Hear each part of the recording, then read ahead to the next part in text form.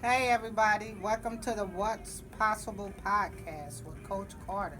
I'm here today with my girl RaShanda. RaShanda wears a lot of hats, but the reason we are doing this podcast today is because she has become my fitness trainer. For a long time I've been thinking about losing weight. I've been having a vision of what it's going to look like when I have on my two-piece suit with my shirt tucked in with Yes. my belt. That's my weight loss goal. But to really get activated, to really show up and be a part of a weight loss program was a struggle because when I decided I wanted to lose weight, there was a lot of things that I was dealing with mentally that prevented me from having that motivation. So she showed up and I watched her weight loss journey and I really watched her just transition in her entrepreneurship skills. This girl could sew. She's a weight loss guru. She worked for Bard. She have her own clothing line. She's finna work on doing her fitness line. But just watching her journey and when I felt that I was in a place in my life where yeah, I'm mentally stable. I'm happy with who I am. I'm really secure about the places that God has taken me to. So I said, yeah, let me call her in and now let's get this weight loss thing going. So now I'm committed. I'm on day 3. Yes. I'm feeling myself just because I'm on day 3.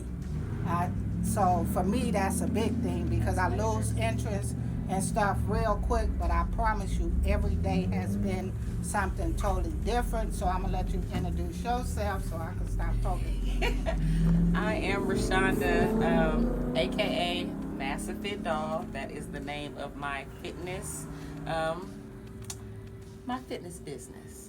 I am new to this, but I'm very true to this. I have been certified as a personal trainer for the past 2 years.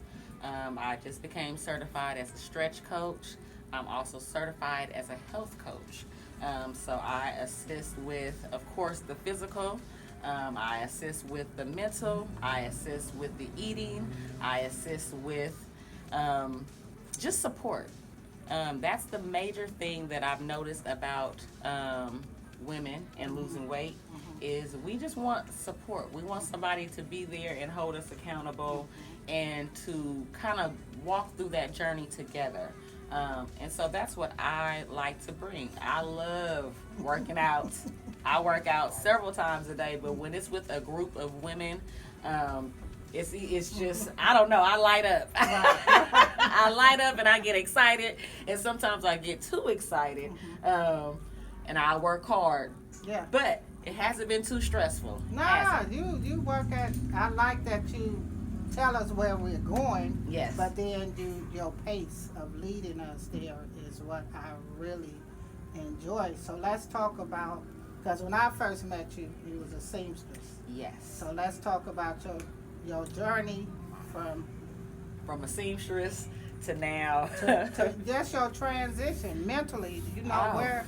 Yes. So, sewing has always been a part of me since high school. I've been sewing and making clothes for a very long time. That's always going to be an interest of mine. My grandmother taught me, and then the rest is pretty much self-taught. So that is a passion, but I kind of put that to the side when I started working for Bart. So when I started at Bart, I was a station agent at first. And then I kind of got tired of people. I'm going to be truthfully honest. Oh, yeah. It can wear on your soul, customer service. And then I became a train operator. So I've been doing that the past 4 years. But that's not really where I'm passionate at. During the pandemic, I kicked back into my old workouts. I was always working out, but for whatever reason, it just something just, and I just was like, I enjoy doing this, and I want to do this more than I want to do that.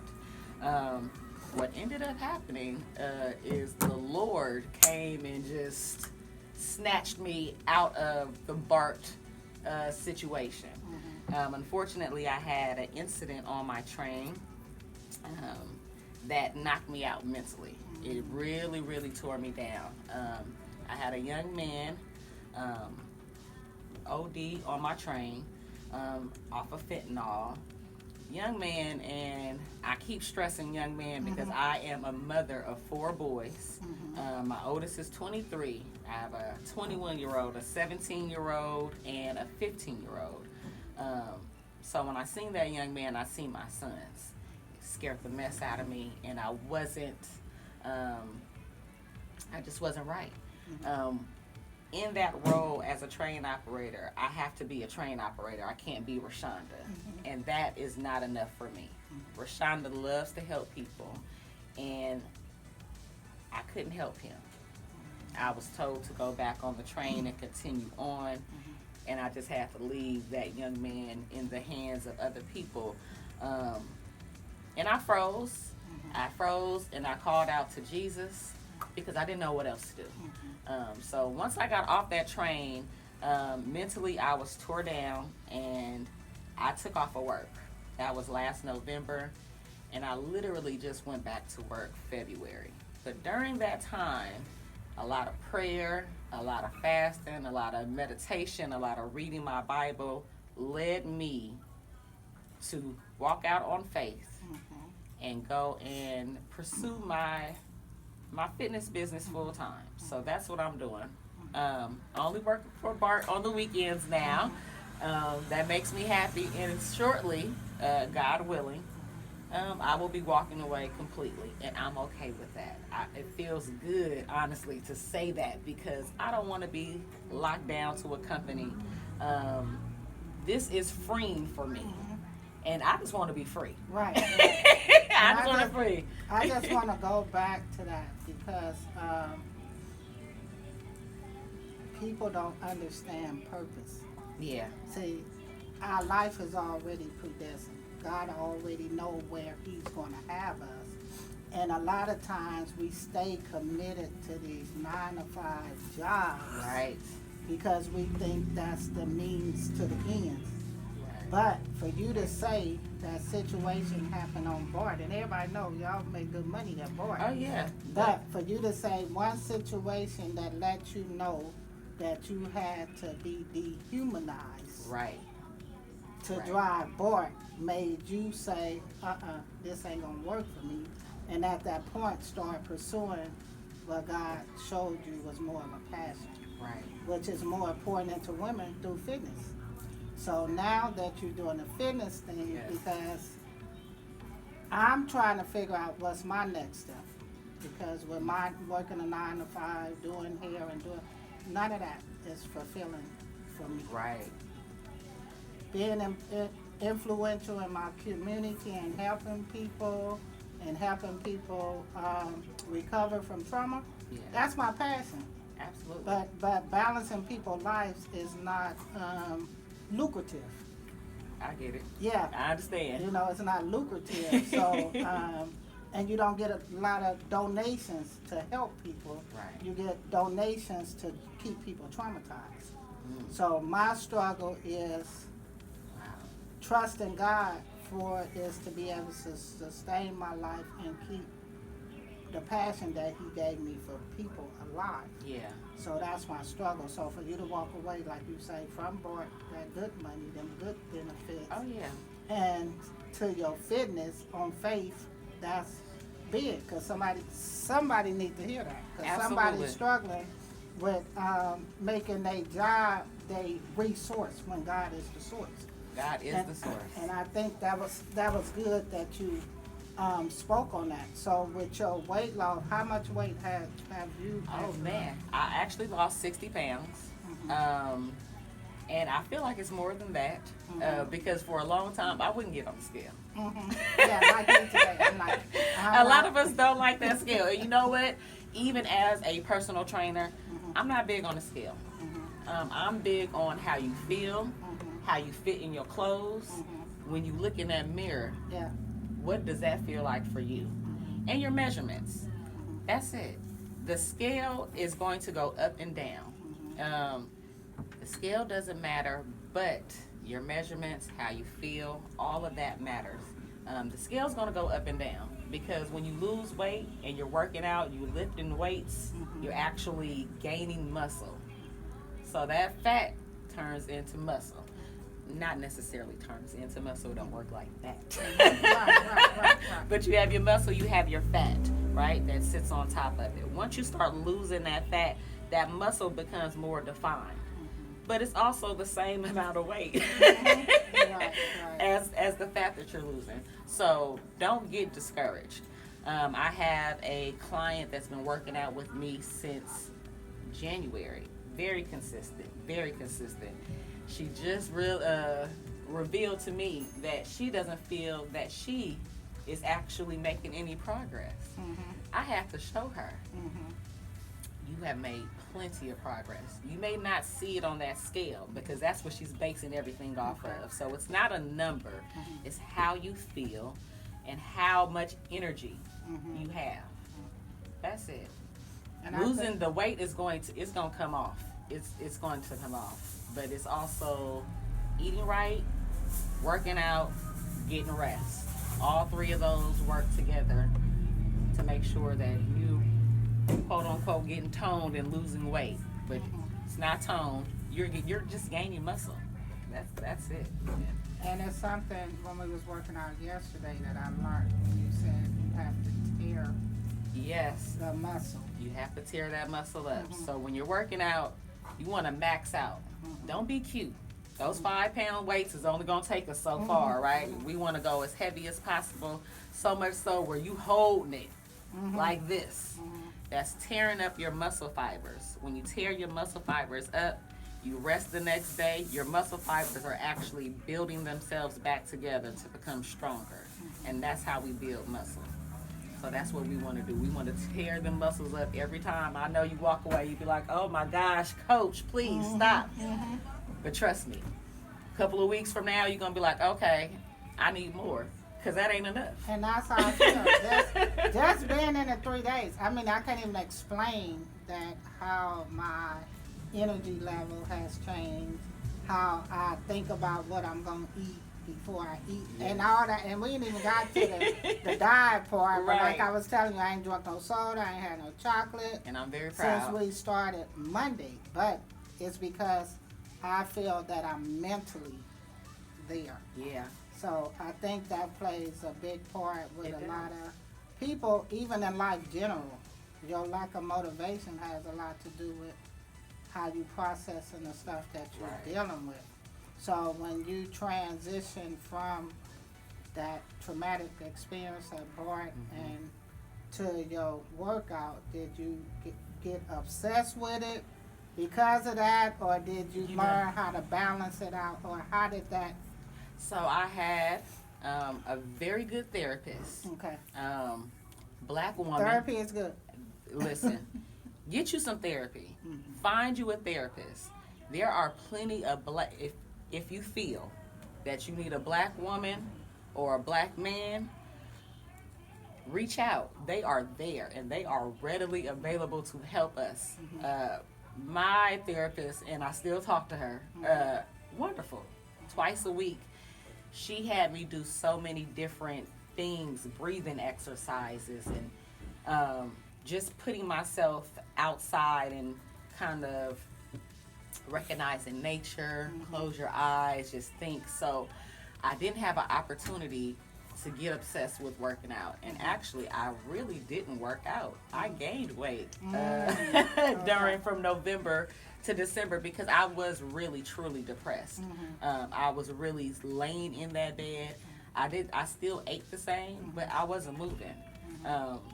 And so she helped me get my motivation back, helped me get outside, and working out became one of my actual things that she wanted me to do. So I kicked back into it, and it was like, what am I doing? You know, and I'm praying and everything, and God is showing me this is where you're supposed to go. You don't want to go back there. You are really hesitant. Every time she asked me did I want to go back to work, I'm like, I am not ready. She sent me to the station where the incident happened, and I couldn't get out the car. and I couldn't get out the car because guess what? Bart police, and it was a whole nother incident because Bart, that's just the environment. And I am not willing to compromise myself anymore to be put in that environment. So I'm giving them 20 hours, and I feel like 20 hours is still too much. I feel like that's still too much.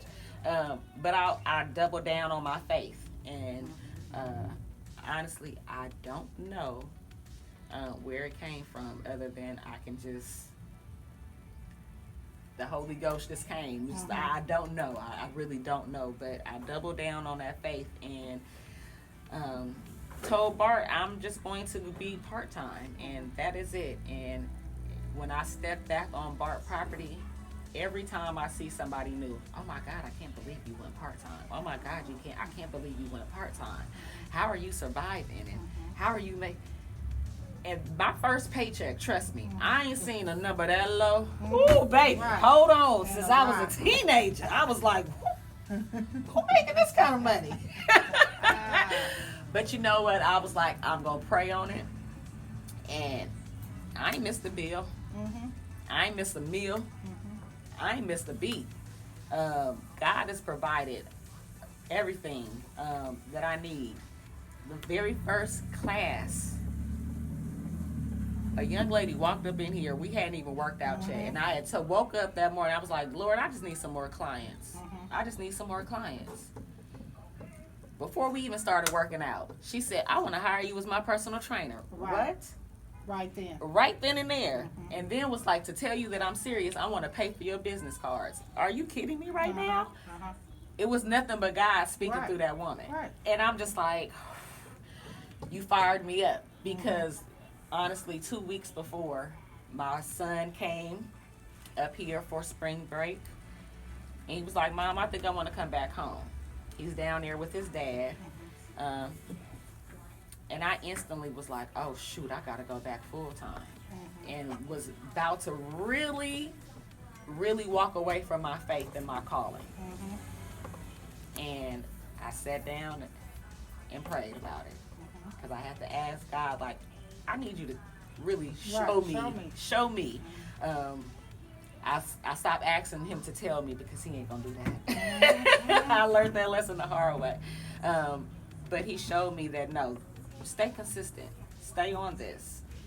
I don't care if you don't think that you're gonna make no money, or I don't care if you don't have enough clients. I don't care if nobody shows up. I'm still gonna provide as long as you stay obedient. And that's what I'm doing. I don't know what my next step is. I just walk. He sent Abraham out. Go. He didn't know where he was going. I don't either. And that's how you gotta function with God. Yeah. Because it's you walking with blinders on, but you know something in here is telling you that He shall supply all your needs according to His riches and glory. Exactly. See, we chase riches and glory, but we ain't even lived till we find out what His riches and glory look like. And sometimes it's the favor of God that you don't even need money. You know, and people think money sustains you. No, God could give you favor with your landlord, with the PG&E company, and everybody else, and you still not miss a beat. So I'm glad we talked about that your transition is strictly a faith walk. It's strictly based on faith. Yeah, and then and when you line up with faith, then your true awakening come to who God really called you to be.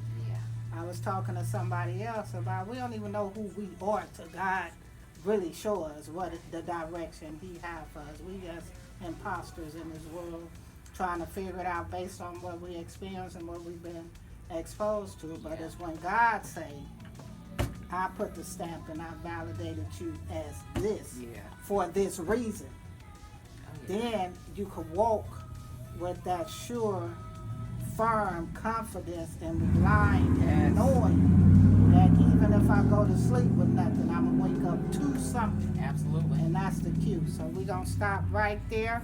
I want to thank her, my guest, RaShanda, for coming and working me out. Don't be mad. Do not be mad when y'all see me this summer. I'm telling y'all, don't be mad. Don't be mad.